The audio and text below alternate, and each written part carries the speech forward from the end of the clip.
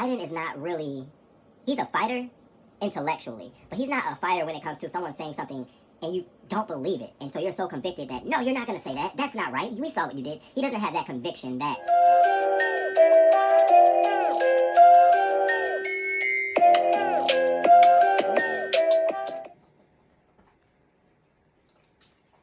So let's talk about the alleged presidential debate. So last night was the first chance we got to see both Trump and Biden come together and debate some of the critical topics and subjects going on in America and in the world.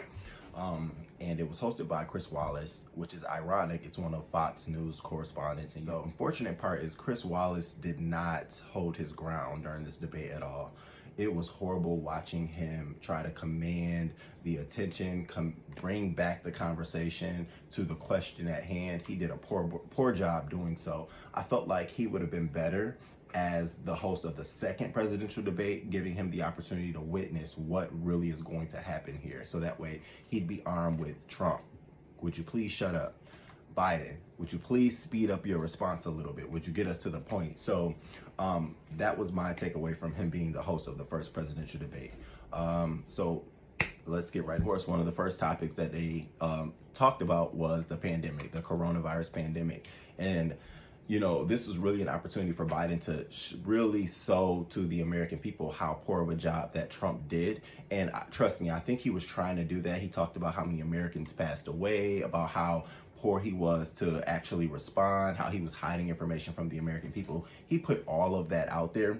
The problem was that Trump was not allowing him to get anything out. Every time he mentioned one of those key critical points, here he go. Well, you know, I did this. You know, I shut down the borders before anyone else told me. You know, I instituted all of these policies. What you want to do is close the economy. He brought it back to something where he felt like he can win, and it actually worked for him because Biden was slow to react. Biden would pause and allow Trump to take over in that pandemic. We became one of the worst countries to respond to this, often the laughing stock. And so we have a president who didn't even want to institute wearing mask policy. Are you kidding me? So to me, Trump lost on that front, but in the form of this debate, I felt like Trump sort of bullied his way through. So then they sort of moved into the hot topic right now, which is Trump taxes. And so the New York Times released a report saying that in the years of 2016, which was the election year Trump was elected, and years 2017, Trump paid $750 in taxes, federal income taxes. And that's going to be the key word here, federal income taxes. We don't know what you may have paid in your state or local municipality taxes, and that's not what we're talking about. We're actually talking about the federal income tax. And they're saying in those years you've paid $750 both in federal taxes. And so his response is, I paid millions. I paid millions in taxes. Again, you may have paid millions in taxes in different states where you have your properties and your businesses. Yeah, but Donald Trump, the person paying his federal income taxes, was $750. And you know, there are people who make $80,000, $70,000, $60,000 a year, pay way more in taxes than you do. That was actually a slap in the face to a lot of the people that vote for you, Trump. One of the other topics they started talking about was the Supreme Court and how you have an open seat and in a year of an election, instead of Trump waiting for the presidential election to be over and then allowing that president, if it's him or someone else, to make that choice. He wants to push it through. And so that question was posed, and Trump saying, you know, they voted for me, I'm the president, this happened, and you know, I'm not a president only in 3 years, I'm a president in 4 years, and it happened within my year, so allow me to put in place who I want to put in place. And then Biden's rebuttal is, well, you know that, you know, abortion is something that's coming up in the Supreme Court, and we know that conservatives tend to not really agree with allowing abortion rights for citizens of America. So if you put this person in place, we know that they're going to overturn Roe versus Wade. And then also we're talking about LGBT rights, trans rights, so many different things that are out of view for conservatives. Biden's concerned that if you put this person in place, there'll be an opportunity for them to overturn it, specifically dealing with the election, when, you know, Trump, if he doesn't win, they'll go to court, and it'll probably run all the way up to Supreme Court. And if you put this person in place, the chances and the likelihood of them siding with you or making a fair and just decision is really up in the air. What I really wanted Donald Trump to answer in this particular aspect was, do you think what Mitch McConnell had said when this happened to Obama in a presidential year, when he put forth a nominee for the court and it got turned down, and you said in that year, Mitch McConnell, that you think that it should go to the person who wins the presidential election? Why doesn't that apply to this? That's where Biden should have stuck. Why don't you feel that what Mitch McConnell said applies now? You know, the conservatives said 3 or 4 years ago that no, we shouldn't be selecting Supreme Court justices during an election year. Here we are 4 years later, that same person is now saying it's okay, it's his right. Why?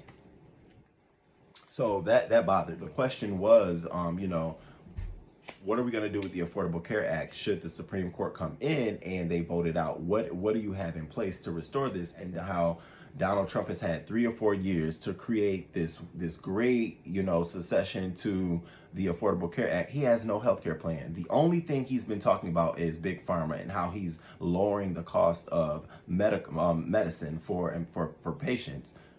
We haven't seen anything, we haven't heard anything, and certainly Donald Trump, President Trump, this cannot be the masterpiece to your health care plan. It can't be, because in that aspect, ACA, Affordable Care Act, crushes it, period. And so Biden is not really, he's a fighter intellectually, but he's not a fighter when it comes to someone saying something and you don't believe it. And so you're so convicted that, no, you're not going to say that. That's not right. We saw what you did. He doesn't have that conviction that makes you really believe that he feels the way he feels. Now, it may be true, and I could be wrong, but I didn't feel, and nor did I see him really being convicted. Now, I thought to be very interesting was the race and the law and order topic. Donald Trump did not want to denounce white supremacy. Clearly, he did not want to denounce white supremacy. You know, and that's not news. I don't want to, I don't want to go out and say he's 100% racist, but we do know that he has a lot of racist undertones.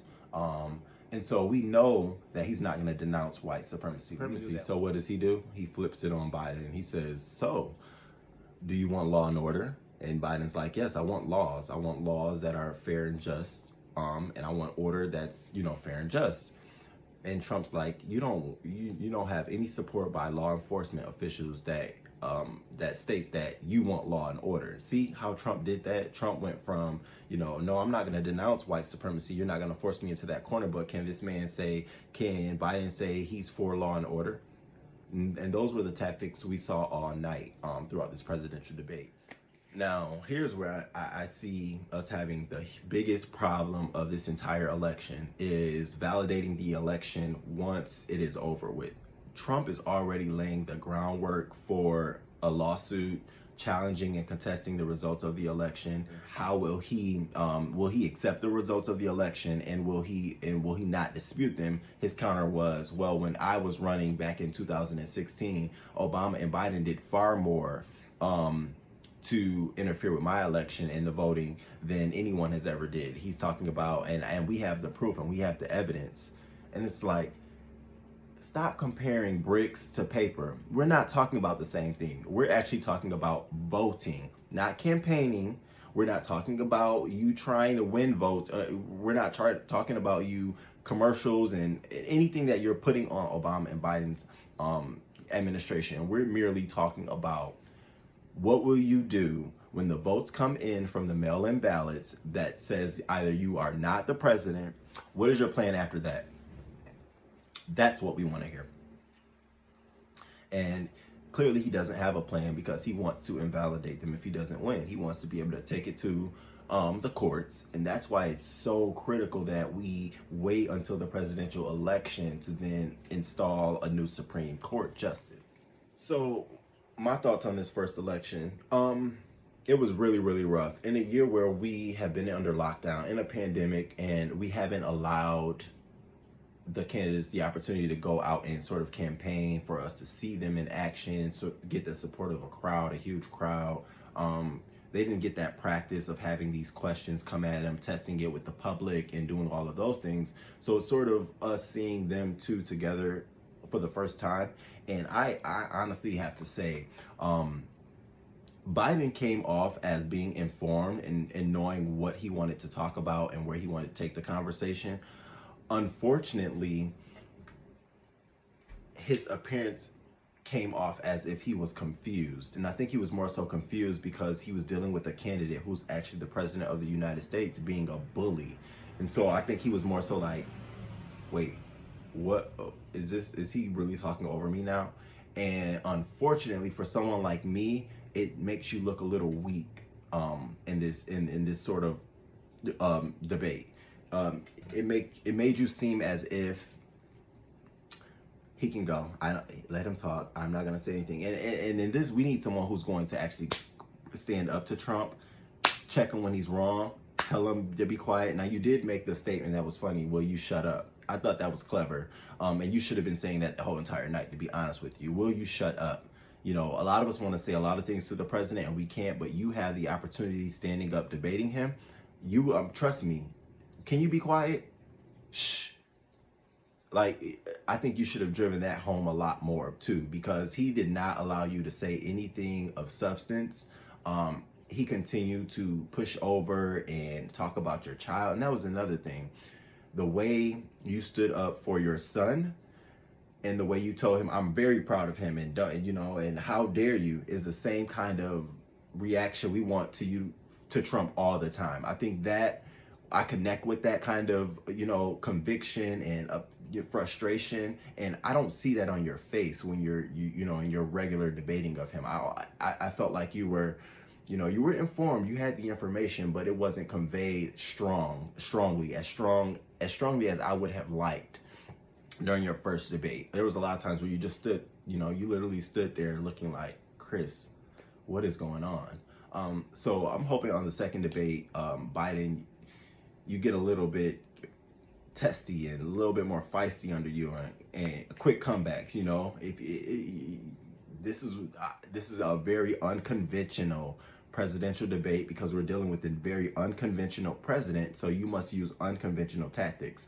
Don't be Hillary Clinton. Don't come in here thinking you already won, you got it, it's in a nutshell, it's in a bag. You can't do that, because you see what happened to her. You really have to. If his supporters connect with the fact that he's feisty and he's going to come after you, then you know what? You do the same thing. You feisty, you come after him too. Because not only does his supporters like that, but your supporters, we like that too. So please come harder the next time. And finally, to President Trump, I just feel like you're a bully. Like, you really are a bully opponent. And in my definition of a bully is someone who lacks substance, so they have to disguise that with everything else. And I felt like throughout this entire debate, you lacked substance. You lacked the context to really answer the question. You always took the question and went somewhere else. And I get it's a campaign, it's an election, you want to win votes, you're not trying to lose votes.